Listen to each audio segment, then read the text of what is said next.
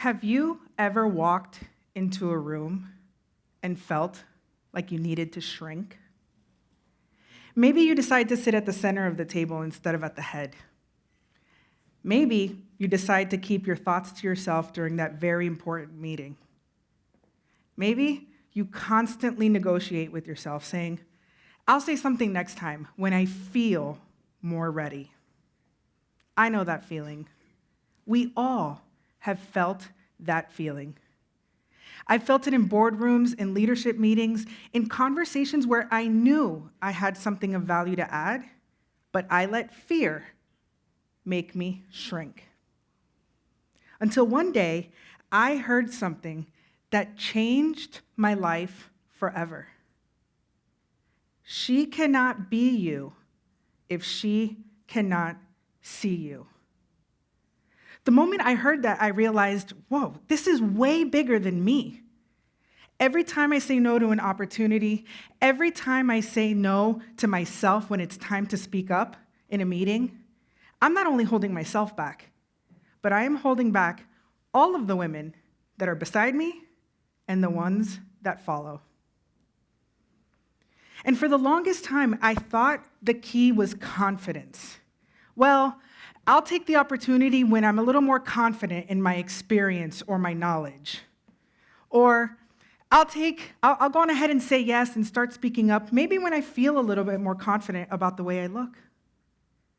But the reality is that confidence does not come first. Action does.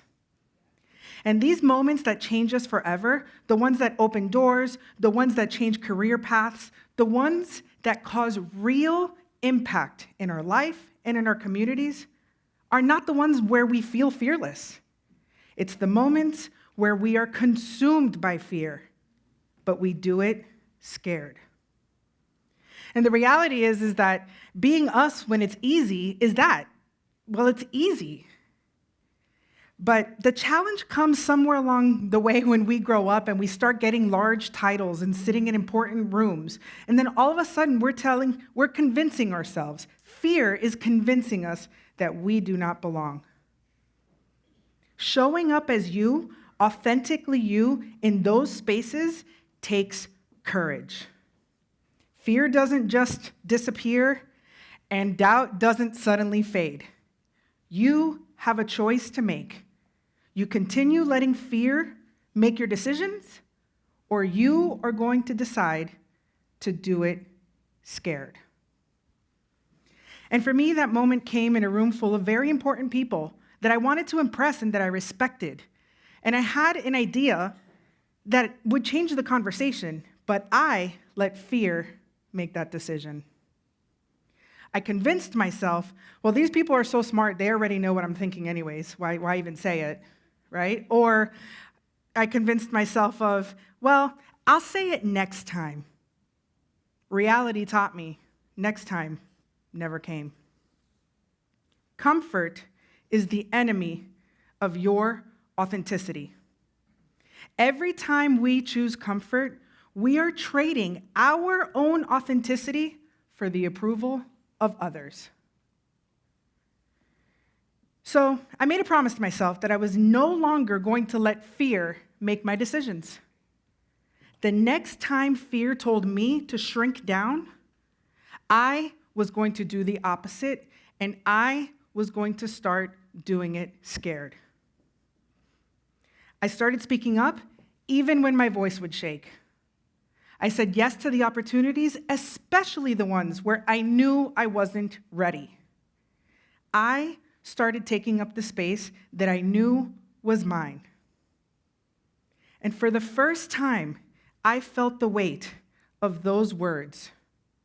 She cannot be you if she cannot see you. Unexpectedly, women started reaching out to me saying, oh my gosh, I saw you on that panel. I heard you on that podcast. I saw you interview the CEO of a Fortune 500 company. Maybe I can do that too. When you choose to do it scared, you have the power to create possibility for others.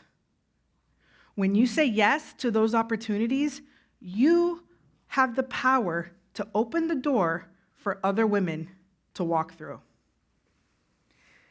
Nobody comes and gives you permission. Nobody taps you on the shoulder and says, hey, now it's your time. Now you belong.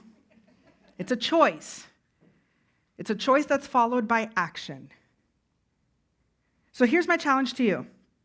The next time you hesitate, the next time you feel that fear that is coming in to make that decision, I want you to do the exact opposite. I want you to take that seat. I want you to speak the words. And I want you to say yes before you're ready. Your authenticity does not live in comfort. And if you ever doubt yourself, if you ever wonder for any moment if it really matters if you are the one that shows up, I want you to remember these words. She will not be you if she cannot see you. Thank you.